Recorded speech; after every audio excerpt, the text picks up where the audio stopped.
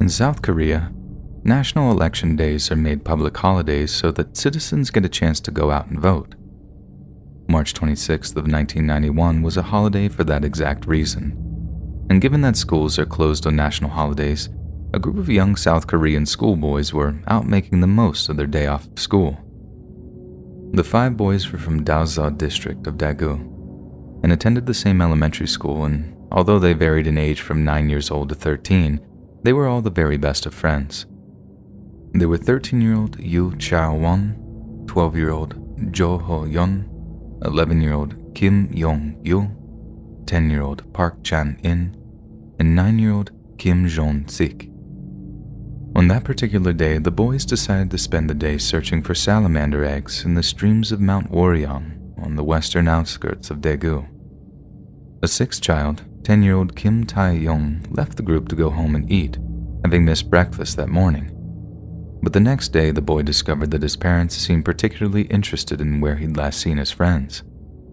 The boy was honest and mentioned that they'd been hunting eggs at a certain section of stream, but the answer didn't seem to satisfy. And as much as his parents were trying to protect him from it, it slowly became apparent that something had happened to his friends, something very bad indeed. In fact, none of his 5 friends had returned home that day, and their disappearance sparked a case that would haunt the South Korean national consciousness for years. The story made national headlines. Entire news programs were dedicated to sharing information surrounding the boys' disappearance, and South Korean President Roh Tae-woo sent over 300,000 police and military troops to search for the boys. They searched reservoirs, irrigation waterways, bus terminals, and stations nationwide. The fact that the boys were looking for salamander eggs was soon disregarded, as rumor and conjecture replaced salamanders with frogs. Soon the boys were looking for frog eggs. Therefore, in the national consciousness, they became the Frog Boys. Many of the Frog Boys' parents even quit their jobs to search for their children full-time, with the area they disappeared, Mount Woryong, being intensively searched more than 500 times. A series of companies and civic groups made monetary donations totaling 42 million won, or $35,000, as a reward to those who found the boys. But in the years that followed, no one was ever able to lay claim to the reward. With a total lack of evidence or clues regarding the boys' whereabouts, Korean media outlets began to make grim speculations as to the boys' fate. Some journalists at Korea's Junang Daily News made incredibly spurious and irresponsible claims that the boys had been kidnapped by a mentally ill person, despite the fact that there was absolutely nothing to back this claim up. Police would receive hundreds of tips over the years that followed, but none would yield any significant results. The only truly intriguing tip was from a man who claimed to be responsible for the crime. This sick individual claimed to have abducted the children and was keeping them barely alive as prisoners in some unknown location. He chillingly declared that they were alive, but not well. Not much else is known about the fraudulent tipster, but he too was ruled out of the investigation as it became clear that he was only interested in conning the police and the boys' parents out of the 42 million won reward. It took 11 years for any developments in the case, but eventually, in September of 2002, a man searching for acorns in Mount Woryong came across a horrifying sight. In an anonymous phone call to emergency services, the man reported that he'd stumbled across the bodies of 5 dead and decaying children. When police showed up to close off the crime scene, it was confirmed shortly after that the bodies belonged to those 5 missing schoolboys that had gone missing all those years ago. At first, investigators speculated that the boys had gotten lost before dying of hypothermia during the night. But the boys' parents completely rejected the idea, claiming their boys knew the area well enough to find their way home under any circumstances. They demanded a full inquiry into their sons' deaths, with particular focus on why some of the boys' clothes seemed to have been tied into knots. What's more, the boys were just a few minutes' walk from a village they knew well, so to their parents, it was clear that some kind of foul play was at work. Lo and behold, forensic experts later found the skulls of 3 of the boys had been fractured by blunt force trauma, possibly inflicted by a small metal tool. This led homicide detectives to conclude that they had been murdered by someone who, according to them, had flown into a rage. But what could have the boys done to incur such wrath? Multiple theories have cropped up over the years, some more plausible than others. One of the more likely explanations is that the boys were killed by older bullies who, upon realizing just what they'd done, fled the area and never spoke of it again. There was also a military firing range just a mile or so away from where the bodies were found, suggesting they could have possibly been hit by a stray round. However, given that the day they vanished was a national holiday, it seems unlikely that any kind of formal shooting practice would have taken place that day. Other more terrifying theories include the idea that the boys had been killed by a group of local lepers, who then extracted their livers under the assumption that consuming them would cure or otherwise alleviate the symptoms of their crippling disease. We can speculate all we want, but the fact remains that the cause of death remains a complete mystery, making the case of the murdered Frog Boys one of the most notorious cold cases in South Korean history. We can only hope that sometime soon, developments in forensic and other investigative technologies reaches a point where we can finally deliver justice to the monster who killed those boys, then covered it up. In June of 2020, a TikTok user with the username UgHenry decided that he and a few friends would use TikTok to record themselves going on an adventure. It was an adventure that was based around the popular adventure app Randonautica. Upon opening the app, Randonautica asks you to share your location. Then it will ask you to choose which type of point you would like to generate, be it a void or an anomaly, before fetching coordinates using a random number generator. The user can then open that location in Google Maps to begin their journey. Randonautica adventures were something of a meme at the time, and many other TikTok users were uploading videos of themselves using the app. Given that some journeys had ended with some rather creepy occurrences, UgHenry decided to give Randonautica a try himself. And so Henry and his two friends spent their afternoon following a series of apparently randomly generated coordinates around their hometown of Seattle. The keyword they entered into Randonautica app was travel, so when the app pointed them in the direction of Alley Avenue Southwest, a street right next to the shoreline of Elliott Bay, they figured the ocean was their final clue. But when they arrived at their destination, they found something disturbingly relevant lying on the rocks near the water. It was a suitcase, and in particular, a travel case. Like many people at the time, Henry and his friends were almost convinced that there was a kind of magic at work with Randonautica. Scores of other randonauts found the endings to their journey to be far too fitting or poetic to be purely random or coincidental, and now Henry was one of them, and he had a potential viral video to go with it. But Henry's video is about to go viral for considerably more sinister reasons, because as they approached the travel case, they began to smell something rotten in the air, and the situation was about to take a decidedly dark turn. At first, Henry and his friends simply laughed off the smell, thinking it either came from one of them or from something washed up further down the beach. They continued to film the bag, with one of them prodding it a little before telling the others how heavy it seemed. One of the people in the video jokes about the contents being rotten groceries, hence the smell. But after another makes a quip about the contents being cash, it's only a matter of time before one of the friends decides to open the case. But as soon as they do, the god-awful stench in the air becomes even more intense, so much so that the friends begin retching and gagging off camera. It was only when they saw the stuffed trash bags inside the case that they began to fear the worst. And after calling 911 and having some cops check out the travel case, the worst fears were confirmed. Inside the travel case were 2 dead bodies, one male, one female. UgHenry wrote that he broke down the moment he got home after finding the suitcase. He added that his laughter in the video was his way of trying to get through the situation, and said he has since then been unable to sleep. The TikTok video of Henry's morbid discovery earned him more than 15 million views, and fueled the speculation that the Randonautica app was somehow cursed. But outside of the paranormal speculation, A very real investigation was launched into how these two dead bodies came to end stuffed inside of a travel case. According to a post-mortem examination performed by the King County Medical Office, based on the state of decomposition, 35-year-old Jessica Lewis and her 27-year-old boyfriend Austin Wenner were shot and killed on or around June 9th, just days before they were found. Police then set about questioning those closest to the couple, one of which was their landlord, 62-year-old Michael Dudley, who rented the top floor of his large home to them. On the night of their killing, neighbors reportedly heard a man yelling, "Please don't do this, just let me leave," before gunshots were fired. During his questioning, many of Michael's answers seemed inconsistent or cagey, and was overly nervous during the conversation when he apparently had no reason to be so.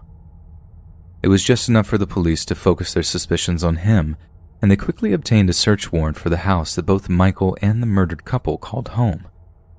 During their search, law enforcement discovered bullet holes in one of the walls, blood in the couple's bedroom, and a fresh coat of paint on a random part of a banister. When the police confronted him regarding their findings, Michael claimed that he'd heard Jessica had somehow managed to cut herself and denied the bullet holes even being there. He was promptly arrested, then taken to a holding cell to await further questioning. There has been plenty of media speculation as to why exactly Michael Dudley would shoot the young couple, but one source has suggested that the straw that broke the camel's back was their inability to make rent payments. Outside of that, there are plenty of skeletons in Michael's closet that suggest deep-rooted violent proclivities. One media outlet discovered a history of interfamilial relations and carnal abuse when they came across an assault restraining order filed against Michael by his own daughter in June of 2018. Some court documents are said to have read, "My father indecently assaulted me for 9 years, from age 10 until age 18, forcing me to share a bed with him from age 10 while he'd play adult movies on the TV. I don't feel safe in my home or leaving my home to work." His daughter also added that Michael had a very disturbing habit, a ritual in which he would take out his pistol and threaten to use it on her. Gina Yeshka, Jessica's aunt, said she was close with her niece before she died. Gina told the media that her knowledge of Michael Dudley more or less lines up with the allegations made by his daughter. Sometimes he would break their car so they couldn't leave, she said. He put trackers on people's cars. Anytime he ever got in a dispute with anybody, he would tell them to leave but try to lock them in the house. But most horrifying of all, according to Gina, Michael had another disturbing tendency: cruelty towards animals that couldn't protect themselves. He killed the dog in front of them and left the carcass outside for 3 days to scare them, Gina continued. They had nowhere to go. That's why they stayed there. He beat this dog to death with a hammer because it got one of his chickens. He just left it out there for the other dogs to look at and sniff. He's a freaking psycho. She also said the loss of her niece, a mother of 4, and her niece's longtime boyfriend has all but destroyed their families. I don't want them to be remembered in any violent way. I want them to be remembered for their humanity and their kindness. I want to believe they didn't suffer. Michael himself has been taken into custody, but evidence suggests that someone might well go unpunished for their involvement in Jess and Austin's murders. During the post-mortem of their dismembered bodies, the coroner observed that the slices and hacks around their joints were disorganized and appeared to be done in different manners with various devices. The police spokesperson also mentioned that after dismembering his victims, Michael had apparently set about dispersing their bodies in multiple bags throughout various bodies of water, and given the time frame and placement of the bags, it is unlikely that Michael did this alone. This means that there could well be someone just walking around Seattle, a free individual, who helped cut up and dispose of 2 innocent young people, a loving couple who could possibly have been executed over nothing more than a late rent payment. After his arrest, Michael's bail was set to $3 million, with the judge citing his willingness to commit horrific acts of violence. The process of dismemberment would have taken a lot of time and effort, and his willingness to take these extreme steps demonstrates the threat he poses to the community, charging documents read. It appears that Michael is indeed guilty of Jess and Austin's murder, and it's more than likely that he'll go to prison for a very long time, but it was TikTok that made them famous. Millions of people all over the world learned of such barbaric acts because of a simple video messaging app. Big tech companies like Facebook or Twitter might like to think that every so often social media brings a little light into our lives, yet it seems that every so often apps like TikTok can bring a little darkness into our lives too. For context, I am female and currently 21 years old, though at the time of this event I was 16 years old. I've never viewed myself as an attractive person. I've always been kind of chubby. I had bad acne in my teen years. I never cared at all what I wore, and I almost never wore makeup. I was an extremely awkward teen who had barely any friends and next to no self-esteem due to a very abusive relationship I had a few years prior, but that's a different story entirely. My point is that I was a completely different person during this time, and looking back, I know how naive I was and what I should have done instead to better protect myself. So it was the year 2015 and I was going on my very first cruise with my family. It was an 8 days, 7 nights cruise that was taking place a few days after a tsunami had passed nearby. After a rocky start, literally the boat rocked back and forth the first 2 days and everyone was miserable, and me suffering a slight panic attack during a routine evasion drill. I'm claustrophobic and really hate crowds. It ended up being one of the best weeks of my life, and I thoroughly enjoyed myself. Some of the downsides to this cruise was the fact that it was a North State cruise taking place in October, which meant chilly weather and no swimming, and because it was during a school year, I was the only guest my age on that cruise. The closest age to me, I think, was either 6 years old or 40 years old, so that kind of stunk. Although I did end up crushing hard on our assistant dinner time waiter who was around 30 years old and had the sweetest smile I'd ever seen. Anyways, time to get to the meat of the story. So as far as I know, most cruises have at least one formal night where everyone dresses up really nice for dinner and they serve special meals like lobster, steak, etc. As I said before, I wasn't the most attractive person out there, but I did doll myself up for this special occasion. I wore a turquoise knee-length dress, tan-colored high heels, my mom curled my blonde hair, and I put on some makeup that really made my blue eyes pop. I honestly did feel kind of pretty that night. Dinner was amazing and I finally got to try lobster tail for the first time. Loved it. I also, of course, made eyes and mildly flirted with our assistant waiter. I made him laugh because of how red my face would get whenever my dad called me out on it. So after our dinner, my family and I all decided to go our separate ways for the night. There was a bunch of events going on that each of us wanted to get to. Well, except for me, who spent most of the cruise finding random relaxing spots to sit and draw. I was, and I've always been, an avid artist. So anyways, after a couple of hours, I decided I wanted to find my dad for some reason that I don't exactly remember. My mom had told me that he was going to the karaoke thing going on. So I started making my way around the ship, looking for wherever this was happening at. That's when I met him. I noticed him staring at me, and at first it was flattering. Like I said, I was average looking and had next to no self-esteem, so having anyone of the opposite sex look at me and smiling made me feel good. He looked to be not too much older than I was and was dressed in a cruise employee uniform, so I decided to approach him and ask if he knew where the karaoke room was. His smile never left as I asked him, and in a thick Indian accent he told me that he didn't know, but that we could search together for it. I thought it was a little weird at first that he was an employee but didn't know where an event was taking place, but I brushed it off and thought it was possible for some newer employees to not know where everything was yet. So he and I started walking around the ship together and casually chatted while doing so.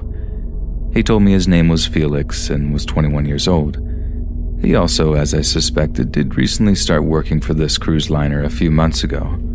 For the record, I did find him kinda cute and liked how comfortable he felt talking to me about his life. As we continued walking around, he told me about how he was born and raised in India, how his family was kind of poor, how rooster fights were illegal back home but he watched them anyways and stuff like that. I enjoyed listening to his stories about life in a different country, considering I've never been anywhere but America at this point in my life. We had eventually stopped looking for my dad and were just walking and talking together. We were now standing outside on the deck and leaning against the railing. I admired how beautiful and ominous the dark water reflected the stars. It was as if we were floating in the galaxy. It was completely beautiful. He then started telling me how lonely he was and how hard it is working on a cruise ship and watching hundreds of couples being romantic together while he has no one. I told him that I understood how he felt because I was also single and hated feeling alone. He looked at me and told me he was surprised that I don't have a boyfriend because of how beautiful I was.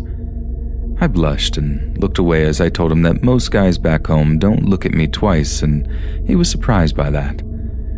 You know that feeling when someone or something is behind you, and you can't see it, but you know you can sense it's there? Well, I felt something behind my head, and when I turned around to find out what it was, before I realized what was happening, Felix's face was right in mine, and he planted an unexpected kiss on me. I pulled back in surprise, and he asked me what I thought about it. I stuttered nervously and tried to think of a reply. Now, yes, I was a naive young person who was always looking positively at people, but I wasn't completely stupid. This was a 21-year-old stranger who was flirting with a 16-year-old girl. I also had the sudden realization that no one knew where I was or who I was with. Before I could even say anything, Felix started telling me how he knew of a couple of spots on this ship where we could be alone to do things together. I started panicking and really wanted to get away from him. Now, another fault of mine is that I'm way too nice for my own good, and I'm always afraid of hurting people's feelings or coming across as a mean person, even when I'm clearly in a dangerous situation. I'm still too friendly to everyone now, but nowadays, I have much more of a backbone and wouldn't have a problem telling someone like Felix to kindly screw off. But as I said, I didn't have that confidence back then, and I had no clue how to get out of this situation. Felix put his arm around my waist and started guiding me toward one of the areas he was talking about. I started stuttering. Maybe we shouldn't. We just met, and we might get caught, and you'd be in trouble, and my father might be looking for me. I know that sounds dumb, but I was trying to make him think of ways where this could be bad for him, so it seemed like I was trying to look out for him. Don't judge me too harshly. He told me not to worry about it because people mess around with staff sometimes and their boss never finds out. That only made me panic even more. He leaned in for another kiss, and I stupidly let him because I was scared of making him angry. After the long, uncomfortable kiss, I slightly turned away and told him I just wanted to keep looking at the night sky. He insisted that we should start messing around because we don't have much time together.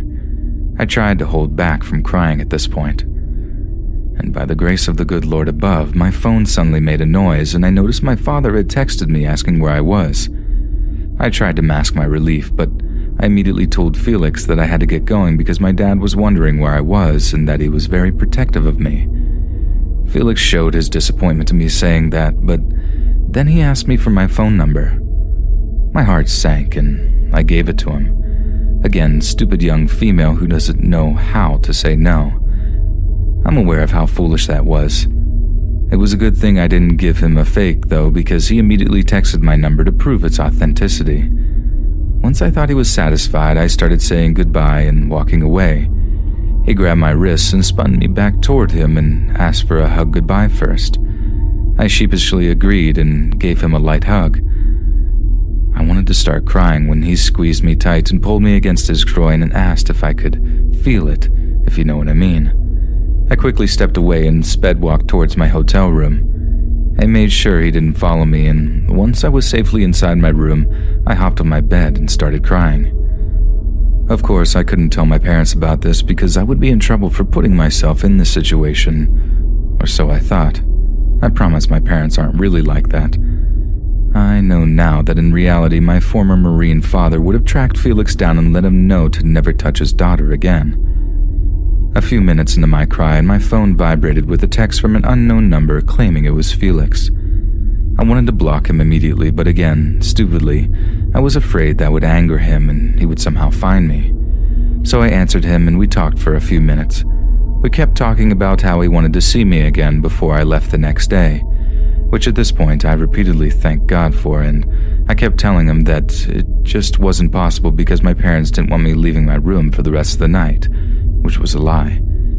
I did eventually end up leaving my room and asked an older female employee where the karaoke event was, which she immediately took me to. Side note, the room was literally 2 hallways down from where I first found Felix, and I kicked myself for that later. I found my dad and didn't leave his side for the whole rest of the night. Luckily, I was able to enjoy the rest of my night dancing around with my father, and I did hide around him whenever I spotted Felix walking around, who was making it obvious that he was looking for me. I know the story isn't as scary as the most on here, but at the time, it was terrifying to me, and my own kindness could have got me into a very bad situation. The moral to my story is that everyone needs to be careful when going on cruises or other types of vacations. Just because someone wears an employee uniform doesn't mean they're trustworthy. There's many people out there who take advantage of kind people and want to use that against them. Just please make sure whoever you're with always knows where you are, and don't put yourself into risky situations.